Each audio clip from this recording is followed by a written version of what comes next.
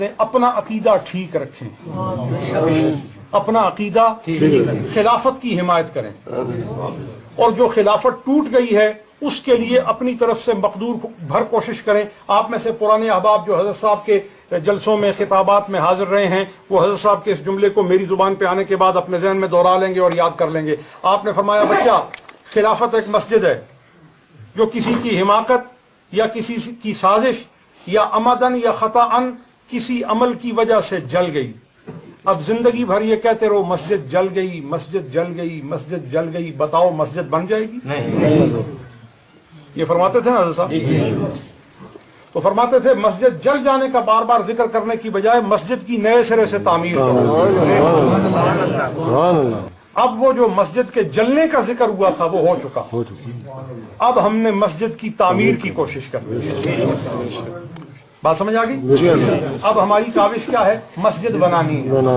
بولو نا مسجد بنانی ہے، بولو نا مسجد بنانی ہے۔ اب کوئی یہ نہ سمجھے کہ صاحبزادگان نے حضرت صاحب کے بعد جو ہے وہ نظریہ بدل لیا، کبھی ایسے ہو نہیں سکتا، کبھی ایسا نہیں ہو سکتا کہ میں حضرت صاحب کا نائب ہو کر، حضرت صاحب کا خلیفہ ہو کر، حضرت صاحب کا مرید اور آپ کا سگ ہو کر آپ کے نظریے سے کبھی میں رجوع کروں یا ہٹوں۔ میں اسی نظریے اور طریقے پر ہوں جو میرے ولی نعمت نے عطا فرمایا اور اسی پر دنیا سے جاؤں گا، لیکن اصلاح کے ساتھ، عقل مندی کے ساتھ، تدبر کے ساتھ ہر کام کرنا ہے، کیونکہ دین کا مقصد یہ ہے کہ جوڑا جائے۔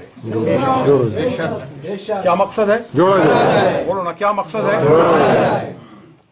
آپ سب لوگ یہاں اکٹھے کھڑے ہیں، میں یہاں سے پتھر لے کے آپ کو مارنا شروع کروں، آپ دیکھیں کس طرح بھاگتے ہیں۔ تو بھاگنا، دور کرنا اور انجمن کو توڑنا یہ کوئی مشکل کام نہیں، مشکل کام ہے جوڑنا۔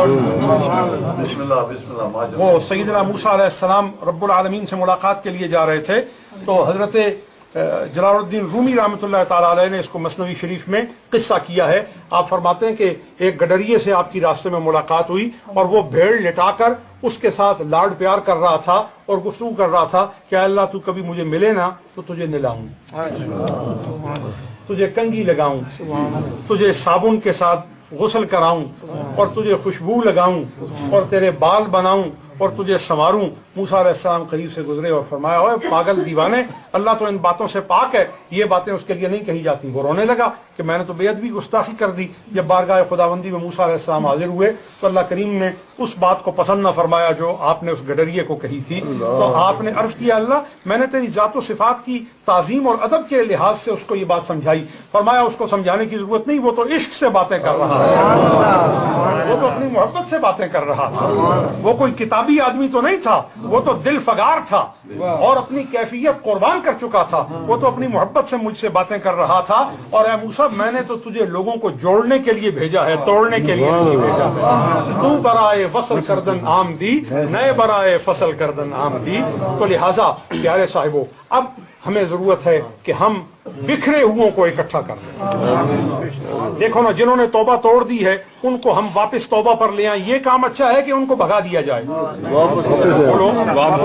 تو لہٰذا اب میری کاوش ہے کہ بکھرے ہوئے شیرازے کو اکٹھا کیا جائے، جو لوگ الگ ہو گئے ہیں پھر ان کو اکٹھا کر دیا جائے اور اکٹھا کر کے مصطفیٰ کے جھنڈے کو اتنا بلند کیا جائے کہ حضور بھی راضی ہو جائیں، خدا بھی راضی ہو جائے اور ہمارے مرشدان کریم بھی ہم سے راضی ہو جائیں۔ اس کے لیے دعا کریں اے اللہ مجھے اس کی توفیق عطا فرما، یہ میری مدد فرما۔ لیکن اب آپ کو میں یہ کہتا ہوں کہ اس کے لیے کمر بستہ ہو جاؤ، کام کرو اور علماء اہل سنت کے ساتھ محبت اور تعاون کر کے ان کو اپنے ساتھ ملاؤ تاکہ مساجد میں اور اجتماعات میں اور دیگر موقعوں پہ ان کی مخالفت کی بجائے ان کے تعاون کے ساتھ دین کا کام زیادہ آسانی کے ساتھ آگے کیا جا سکے۔ اللہ تعالی ہم سب کو اس کی توفیق عطا فرمائے۔ صلی اللہ علیہ وسلم۔